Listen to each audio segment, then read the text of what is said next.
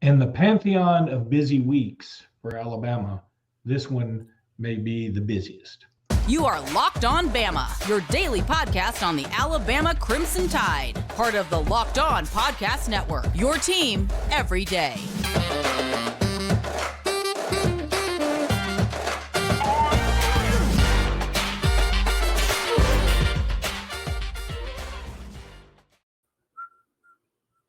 Hey everybody, welcome back into Locked On Bama. Luke Robinson, that's me. Jimmy Stein, that's him. This episode is brought to you by Gametime, and I'll talk about Gametime here in just a little bit. Thank you for making us your first listen. And if you happen to know what Pantheon means, please put it in the comments. Jimmy, halfway point for Alabama football in spring practice. It's gone pretty doggone well. Andy Staples, who is with On3 now, is that right? Oh, yeah. Andy's with On3. Yeah. Yes. He did a great article and a great interview with Kalen DeBoer. And I just thought it was excellent. And apparently Kalen DeBoer really impressed Andy Staples. Now, he was probably already impressed with Kalen DeBoer because of what he did at Washington and other stops. But I think that everybody's waiting to see how Kalen DeBoer handles the massive pressure that comes with being the coach at Alabama. And apparently Andy Staples was like, okay, this dude's got it. And I was very excited reading that article. I highly encourage people to go check out On3 and subscribe, not only for Jimmy Stein, but for great articles like this. It made it sound like Kalen DeBoer's on top of his game, and Andy Staples is like, look, he ain't Nick Saban, but nobody's Nick Saban, and this guy is going to be as good as anybody that is after Nick Saban. You know, everybody that meets Kalen, everybody that sees him in these interviews, I mean, one consistent theme with him is he's a nice guy. And, so that's kind of interesting because I don't know that people always said that about Coach Saban. I think those of us and the program, the real fans of Alabama sports, they know that Saban is a nice guy. They know Nick Saban. But if you don't know him and you're a fan of another school or you barely pay attention, I'm not sure that Saban had a lot of people out there saying that about him, but it's sort of said universally about Kalen DeBoer. I think you can be a nice guy and be hugely successful in sports and in football because we could just name so many examples of those who have. The one thing I would tell Alabama fans before the season starts, and on this same subject, is this. Saban did it one way. He was the best that's ever done it, but there's not only one way to do it. There's going to be differences. There's going to be a lot of differences. And just because Kalen DeBoer does it differently does not mean that he's doing it wrong. He's doing it his way, and his way thus far has worked really well. And so far at Alabama, I mean, there's not real evidence until the games start, right? But so far, I can tell you, I'm pretty impressed. I'm very optimistic with what's going on with the team, and I think everybody's going to see that on what looks to be a crowded A-Day. I think it will be a very crowded 8-8. And look, here's the other thing. I think that what a golden opportunity, win, lose, or draw for the Alabama basketball program too, to be like, hey, at 8-day, we're going to honor this basketball team. I don't know that that's been announced. Certainly to God, somebody's thought of that besides Luke Robinson. It's going to come up. I'm sure it's going to come up. Yeah, it's got to be the availability for these guys to be accessible to the crowd, and not just football, but also the basketball as well, because these guys deserve it so much. And we're going to talk about a little bit more about the Final Four in the third segment. But Jimmy, yeah, I think that it's a great opportunity for everything, and there's such a feeling of euphoria and success surrounding the university right now. I mean, even the baseball team, I know they sort of they boofed the last game against South Carolina, but overall they're playing pretty well. And I know they got swept at Georgia, but that's okay. I think they have surpassed expectations. The softball team, okay, they could be doing a little better, but let's be a little patient. But overall, I feel like things are going pretty doggone well at the University of Alabama right now, and football is always going to be at the top of the list. And so it's good to hear that, that's the thing about being a football school when your basketball team is doing well, and especially when you're the best coach of all time retires, is that some people are going to be like, yeah, basketball team's okay, but just wait till fall and wait till see how many steps y'all take back. The Andy Staples article made it seem like don't expect Alabama to fall backwards. They might inch a little backwards, but that's also due to other teams coming up. And so I feel like things are just in a good spot right now, knock on wood. Yeah, it's about to get a lot tougher, right? I mean, the league is about to get tougher. I mean, everyone's schedule is hard. Alabama's schedule is insanely hard. I always said, the Saban era was 11-1, meaning 11-1 was the 12-game record that Nick Saban most often reached. He wasn't usually 12-0. He was actually usually 11-1. I think in this new SEC, I think the new 11-1 is 10-2. 10-2 is a really good season that almost certainly gets you in the playoff. And then once you get in the playoff, anything can happen. We're going to talk about in the third segment with Alabama basketball. Once you get to the postseason, anything can happen. The goal of the regular season is to get to the postseason and get to the randomness of the postseason. And 10-2 is going to do that.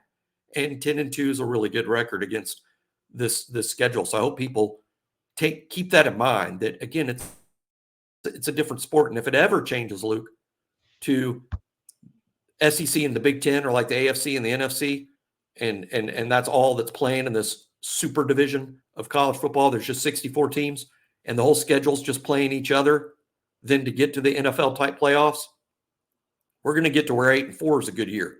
8-4 puts you in the playoff with a chance to win the national championship. So we just need to get used to the fact that college football is changing, and it's not like it was in the old days where each loss is the Titanic exploding atop, the Hindenburg exploding atop the Titanic as it ships a shipload full of children across the Atlantic. I mean, it's every loss can't be this massive disaster. It's a container load of handicapped puppies on the Titanic running into the George Washington Bridge while the Hindenburg crashes down upon it. I mean, how many games did the Chiefs lose this season? They had to have lost, 4 or 5 times. I mean, did the Chiefs fans leap off buildings and fire Andy Reid? Do the Chiefs fans fire Andy Reid after? Of course they do. Why am I even asking that? I'm sure on Chiefs in the Chiefs message board world, they're firing Andy Reid after every loss. I remind me to get to this when we go to the basketball in the third segment. But right now, I've got something. I say, remind me to get to this, and you're like, remind you to get to what? Just say, hey, Luke, remember you were going to talk about something in the third segment. Okay. That's what I want you to do. I don't want to spoil anything. So right now, though, Jimmy, I want to talk about game time.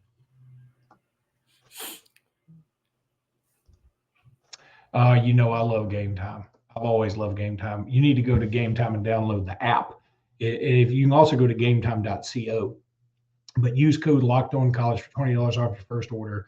Go get you some Final Four tickets and just get your bad self there. I've gotten a lot of people with text saying the flights are outrageous, the hotels are outrageous. All that's true, but you know what's not going to be outrageous? The tickets. If you use the Game Time app, and you're going to want to use that Game Time app, I promise you, you'll be able to see where you're going to be sitting before you buy it, and that is awesome.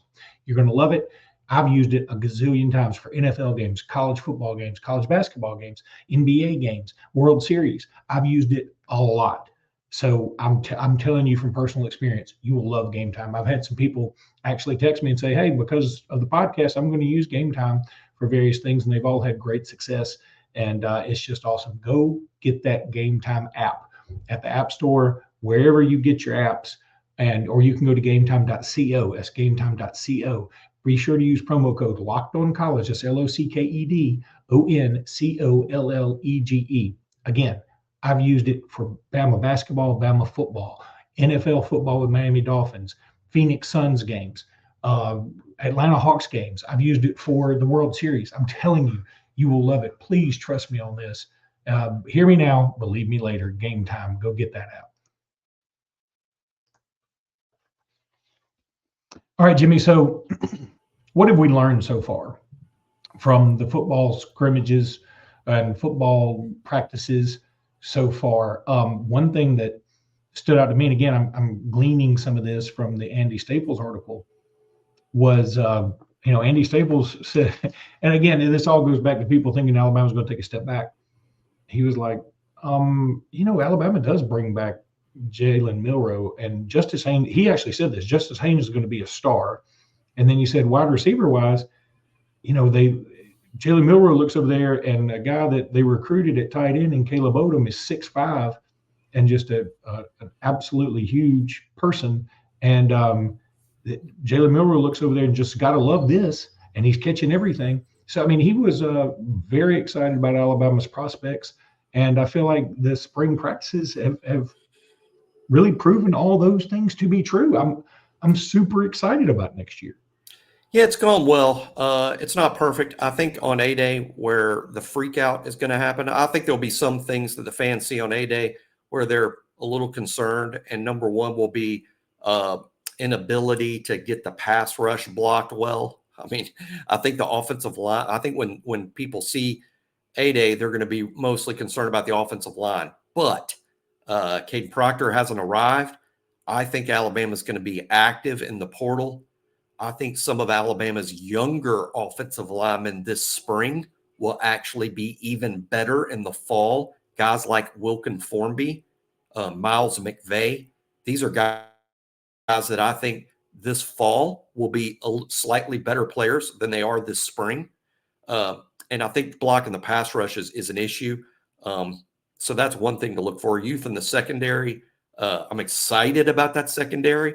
Couldn't be just more fired up about how good guys like Zay Mincy and Jalen Mbakwe are going to be in the future.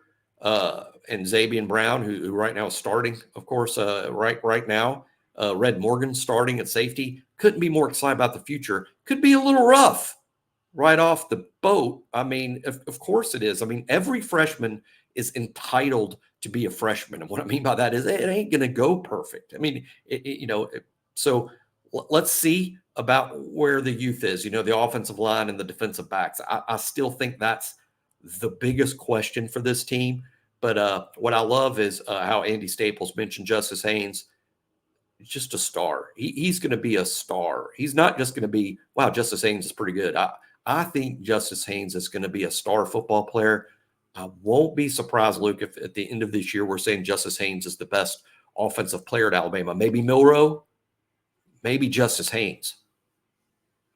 Yeah, and that was one other thing. I'm glad you brought the defensive backs, because that was one other thing in the Staples article was that he said, and Alabama's bringing back Deontay Lawson, who's sort of a Dante Howard throwback is what he called him. And then he said, and they've got some defensive backs coming in that look like they were all created in a lab.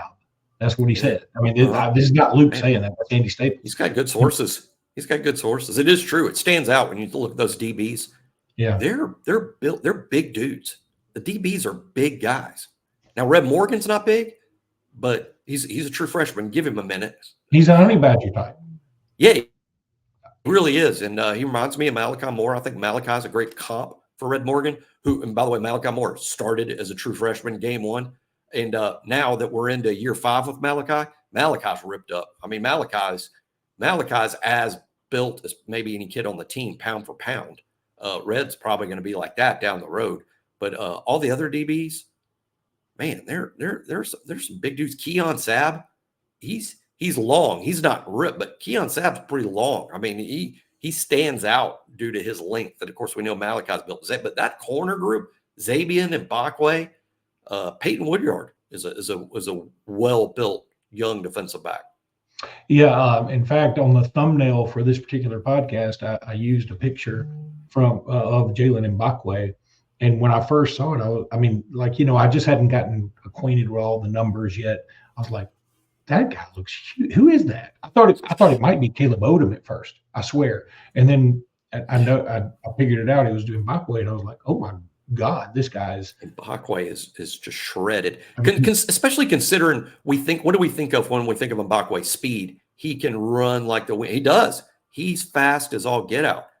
But this kid is ripped up. He's very muscular for a cornerback. Zabian Brown's a big kid. And as of right now, let's see if it holds up for A-Day. I mean, that's a great question about where we are now versus A-Day, which is still a couple weeks away. is right now the first team corners are Damani Jackson and Xavier Brown. Are they going to be the corners on the Crimson team? It looks like 8A formats can stay the same. That's what we believe. That's what we're being led to believe, is that 8A format will remain the same, which means, the defense, the first team defense wears crimson, and the first team offense wears white. So that first team crimson defense, is it still going to be Damani and Xavier at corner, Red Morgan and Keon Sabb at safety? No, I should say, I'm sorry, Malachi Moore and Keon Sabb at safety. Red Morgan is at that Husky position. A little surprise there, by the way, in terms of, this is supposed to be about what have we learned. I expected Malachi Moore to stay at that nickel corner spot that he's been at for most of the Saban era, but this staff made the decision. They think he better serves the team at safety, where he can also serve as the traffic cop back there because he is a coach on the field. They like Malachi in the deeper part of the field, and they have Red Morgan up in that Husky role, being the honey badger, as Luke said, which is so true. Such a good description of what Red Morgan can be. And he's in that spot for right now. All right, Jimmy. Look, one other thing I want to throw out before we get to the basketball segment here is that Yay Alabama is doing a promotion. And look, let's all contribute to Yay Alabama as much as we can. If you go there and you donate, I think it's any amount of money, you are entered to win 2 tickets for the Final Four, correct? Yep, that's correct. Yeah, donate any amount. There's a first, second, third place. All the prizes are good. And what I love about it is the money goes to the athletes, which is great. That's what we all, isn't there a better contest to enter when all the money raised from the contest goes directly to the Alabama athletes in their in the NIL space? So yeah, everybody check that out at Yay Alabama. Great dudes over there. It's just yayalabama.com, and I'm going to do it later today and enter something. And I'm hoping that all my money goes to Nick Pringle and for his efforts this last week. Yeah, we're going to have, I'll say it right now, I'm not sure when it's going to be. We'll wait till Final Four is over and all that stuff. But this summer, maybe even a frequent guest, we're going to start having Jay McPhillips on the show every now and then. He's the director of Yay Alabama. We'll have Jay McPhillips on. And, of course, Aaron Suttles works for Yay Alabama, a friend of the show, been on the show many times. We will have Aaron on more frequently this summer as well. All right, got to tell you about Fire TV. Now, Fire TV is your destination for sports, from live games to highlights to in-depth analysis. Fire TV offers amazing viewing experiences with smart TVs, as well as the Fire Stick TV that you can plug into any existing TV that provides access to millions of movies and TV episodes, as well as free and live TV. Whether it's opening weekend for baseball or the college basketball tournament, you're going to want to have Fire TV. Fire TV recently created Fire TV channels to deliver a constant supply of the latest videos from your favorite sports brands, and this is all for free. That includes all of us at Locked On and most of the big pro sports leagues and college conferences as well. Fire TV channels let you dive into all the game analysis, highlights, and more to keep up to date on the latest in the world of sports, whether it's March Madness, which Alabama fans got the madness, NBA, MLB, or whatever. Check out Fire TV channels on Fire TV and Alexa devices. If you haven't checked out Fire TV channels, you should. Trust me on this. To learn more, visit Amazon.com/LockedOnFireTV, Amazon.com/LockedOnFireTV. All right, Jimmy, basketball-wise, and I'm going to get to it before you remind me. The first thing I wanted to say was that, here's what bothers. Nothing bothers me about going to the Final Four. Here's what concerns me about going to the Final Four. Now that we've gone, every year we don't go, fans are going to treat it like football. I want people to the new expectation. The new expectation, you're saying? That's what I'm worried about. I want people to understand how good we have it, regardless of what we do in the future in terms of making the Final Four. We've never made it to the Final Four before this year, and we've had arguably the second best program in the SEC historically. You put up a great post on On3 about the number of Final Four various teams have made. I think Arizona. We all think of Arizona as this gigantic powerhouse, unbelievable. Yes, they've won national championships. I think they've won 2 of them. The unbelievable powerhouse that's just awesome. They've been to 4. Is that right? Isn't that That's right? Yeah, only 4. Same as LSU. LSU, who LSU didn't go to the Final Four when they had this was their starting 5. This is how good LSU's starting 5 was. I'm an Alabama fan. I remember their starting 5: Shaquille O'Neal, Stanley Roberts, Maurice Williamson, Vernell Singleton, and Chris Jackson, or Mahmoud Abdul-Rauf, as he later became. I remember their starting 5. And I wasn't even at Alabama yet, and I remember their starting 5. And I'm telling you that's how good they were, and they didn't sniff the Final Four, if I remember right. No, that's right. It's extremely difficult to make it to the Final Four. I was the point of that article where you would think I listed some even like Indiana, synonymous in my mind with college basketball. Indiana, they even made a big movie, Hoosiers, and everybody knows what that is. Indiana's only been 8 times. Indiana. If you'd asked me off the top of my head before, like how many times Indiana been in the Final Four, I go, I don't know, 20 times. It's 8. It's 8. It's just really, really difficult. And I'm with Luke. I do think fans will start expecting this. And there's nothing wrong with having high expectations. It's the reaction when you don't fulfill those expectations that can be damaging. It's not having high expectations. I'm sure Nate would like to get back to the Final Four next year, and sort of every year Nate's going to go, I want to win the national championship. Let's recruit a team and coach a team that can win a national championship. But when you fall short, what's the reaction? That's the damaging part. It's not having high expectations. You want a program with high expectations. That's how you have championships, right? Because you recruit to it and you play like it. But not every. I see this all the time. My number one pet peeve is all I want is a program that makes it to the tournament every year. I get saying that, but you know what? No one does. Like Gonzaga does. And that's it. Or Michigan State and Kansas, those 3. I think they've been every year for 20 years. The longest streak of making the NCAA tournament every single year right now is 5, Tennessee. Longest streak of making the NCAA tournament? In the SEC. In the SEC, it's 5 years in a row. Now, active streak. Now, okay, let me say this.